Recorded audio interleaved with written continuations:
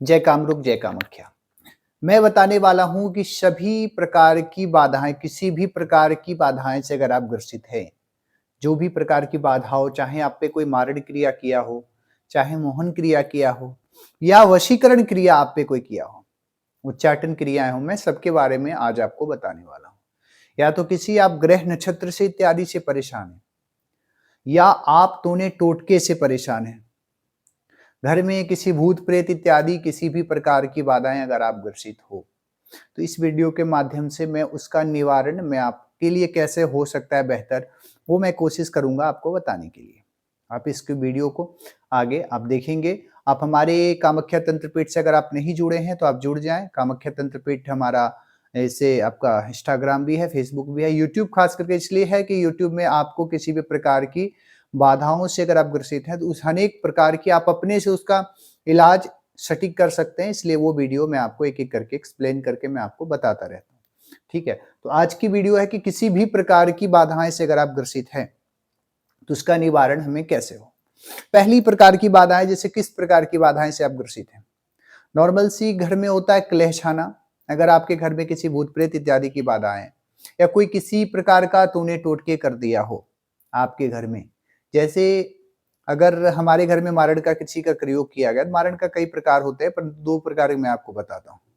मारण की अगर कोई प्रयोग करते हैं तो सबसे पहले आपकी जो मेंटेलिटी है, एक तो होता है कि किसी को स्पॉट डेट कर देना, और जब वो मरते हैं व्यक्ति तो मरने का क्रम ऐसा होता है ना कि किसी वोमिटिंग, ऐसा ब्लड का वोमिट आना, या किसी भी प्रकार की परेशानी होती है, ऐसा मारण का होता है। एक होता है तुरंत खत्म कर देना, ऐसा मारण का प्रयोग करते हैं। दूसरा प्रयोग जो होता है मारण का जब हम करते हैं, तो मारण का प्रयोग जब होता है तो आपको जैसे किसी भी व्यक्ति को अचानक मृत्यु या तो किसी पे खाट पे गिरा देना, ये मारण कब होता है। मोहन का प्रयोग अगर आप पे कोई कर रहा है तो किसी के प्रति जल्दी आकर्षित हो जाना, मारण मोहन वशीकरण, उच्चाटन वशीकरण, किसी की बात मानना, सम्मोहन, आगे आप एक दूसरे के प्रति मोहित हो जाना, है ना। इस प्रकार की किसी भी प्रकार की अगर आप बाधाएं से ग्रसित हैं, या तो आप नवग्रह से ग्रसित हैं, नवग्रह किसी शनि राहु केतु इत्यादि कोई भी प्रकार की बाधाएं अगर आप पे ग्रसित कर रहा है, तो इन सभी प्रकार की बाधाओं से आज मैं आपको बताऊंगा कि कैसे आप छुटकारा पा सकते हैं। घर में भी आपके अगर तूने टोटके किया जा रहा है, आपको देखते हुए प्रत्येक में घर में किसी का ये व्यक्ति उठा तो दूसरा गिर गया, दूसरा उठा तीसरा गिर गया, इन सभी प्रकार की बाधाओं से मैं आपको बताऊंगा कि इससे कैसे छुटकारा पाया जाए। सबसे आसान और सबसे सटीक, आप अपने से बेहतर कर सके ऐसी स्थिति में आपको हर एक बातों पे, हर एक चीजों पे मैं आपको एक एक करके एक्सप्लेन करूंगा। सबसे पहले मैं बताता हूं कि अगर किसी भी प्रकार की हमारे घर में बाधा हो तो उससे पहले आपको अपनी रक्षा के लिए कवच लेनी चाहिए। जो कवच आपको कहते हैं कि अपनी, जब हमारी खुद की रक्षा ना हो तो मैं दूसरे की रक्षा में कैसे कर सकता हूं। तो आपकी अपनी रक्षा के लिए ना, सर्व व्याधि निवारण के लिए, एक अपनी शरीर रक्षा के लिए कवच हमारे कामाख्या तंत्रपीठ में बनाया जाता है। तो आप उसको कवच लेकर के आप अपने आप को स्ट्रांग हो जाएं, ताकि आगे वाले बाधाओं से लड़ने की आपकी क्षमता हो। तो एक आपको कवच लेनी ही चाहिए।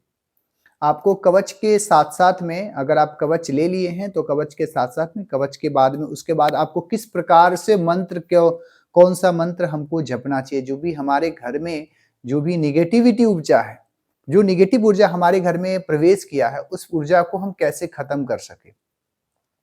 इस चीज को अगर आपको खत्म करना है तो सबसे बढ़िया आपको मंत्र है सर्व बाधा विनुर्मुक्तो धन धान्य सुतन्वितो मनुष्यो मत प्रसादेन भविष्यति न संशय। ये मंत्र को आपको जपना है 108, एक माला का 108 का होता है, 108 बार आपको इसको जपना है प्रत्येक दिन।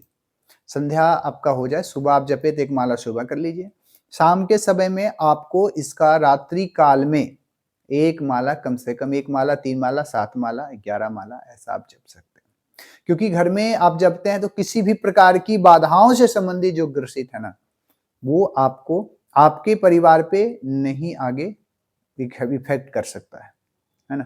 तो इन प्रकार की बाधाओं से बचना है तो ये आपको इससे अर्लोवान जो आता है, धुना आता है, उसकी धुनी देकर के 11 आहुति इससे आप दे सकते हैं इस मंत्र से, और उसकी धुनी आपको हर एक घर में दिखानी है।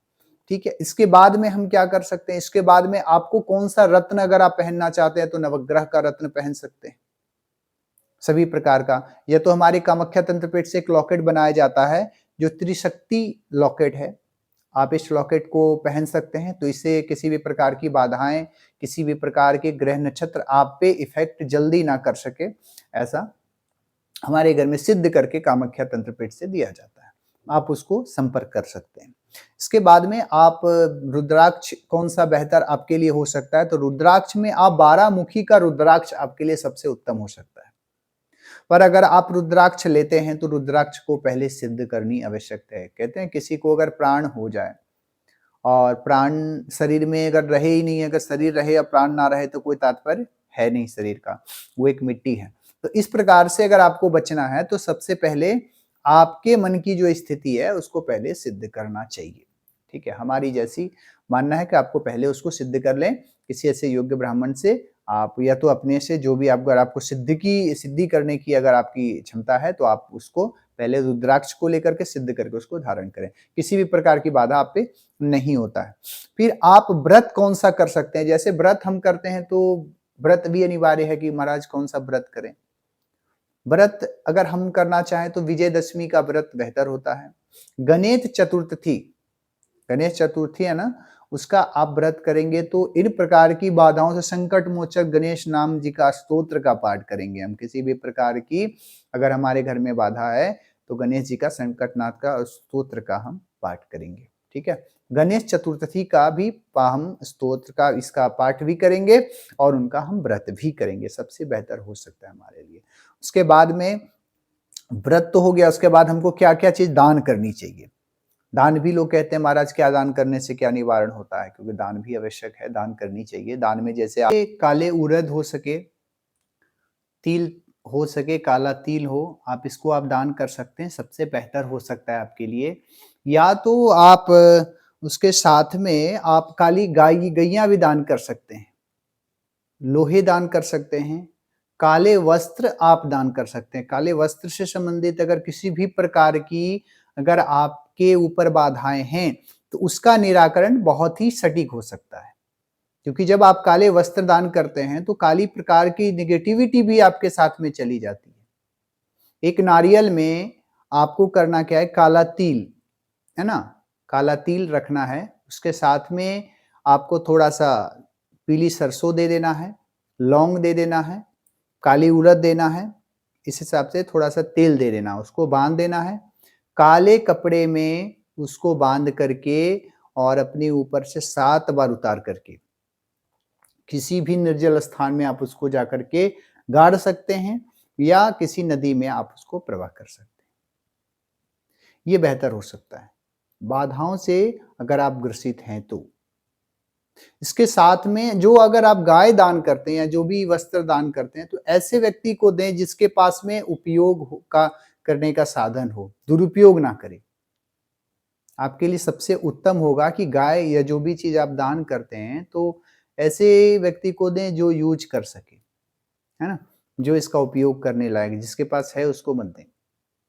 उसके बाद में अगर आप फिर दान के बाद में दर्शन के लिए माता जगदम्बा आदि शक्ति माँ जगदम्बा दुर्गा माँ का दर्शन आप कर सकते हैं, उनकी पूजा आराधना आप कर सकते हैं। इन सभी बाधाओं से नष्ट करने की क्षमता माता आदि शक्ति जगदम्बा है। तो माँ का जो महिषासुर मर्दिनी जो रूप है उस रूप का आप ध्यान कर सकते हैं और उस रूप का ध्यान के साथ साथ में उनकी पूजा पाठ भी आप कर सकते हैं। वो आपके लिए बहुत ही उत्तम हो सकता है और बेहतर हो सकता है। उसके साथ में जब आप करते हैं ना तो फिर विसर्जन में जैसे कुछ आप शनिवार का जब दिन हो ना तो शनिवार के दिन में आपको करना क्या है कि काले धागे में पीपल के आपको 8 पत्ते लेना है। ध्यान देना है ना कि जब शनिवार आए तो शनिवार के दिन में आपको पीपल का 8 पत्ता लाना है और पीपल के 8 पत्ते ना काले धागे में बांध देना है। उसके बाद उसको बांध करके उसको गांठ लगाने के बाद में ना अगले शनिवार को उस गांठ को खोल देना है। जब अगले शनिवार आता है तो उस गांठ को आपको खोलना है, उस गांठ को फिर से प्रवाहित कर देना, फिर से पुनः उस बात को बांधना है और उसको गांठ को 7 बार अपने ऊपर से उतार करके किसी भी नदी, किसी भी जल में जहां प्रवाहित जल हो उस स्थान पे आप छोड़ सकते हैं। इन प्रकार की बाधाओं से अगर आपको बचना है, कई प्रकार की आपको बताते हैं। जैसे अगर आप स्तोत्र का पाठ करना चाहते हैं, तो देवी जी का कवच का, कीलक कवच अर्गला का आप पाठ कर सकते हैं, नवग्रह स्तोत्र का आप पाठ कर सकते हैं। किसी भी नवग्रह शांति के लिए अगर आप चाहते हैं तो नवग्रह स्तोत्रम का आप पाठ आपके लिए बेहतर हो सकता है। उसके साथ-साथ में अगर आप कुछ और विशेष करना चाहते हैं, जैसे अगर आप उसका उपाय करना चाहते हैं, तो जैसे अमावस्या के दिन में जब सूर्योदय से पहले, जब अमावस्या का दिन हो ना, जब सूर्योदय से पहले जब दिन हो, तो उसमें क्या करना है, नित्य क्रिया अगर आप निवृत्त हो गए स्नान करने के बाद में, आपको लेना है 7 लौंग, ठीक है?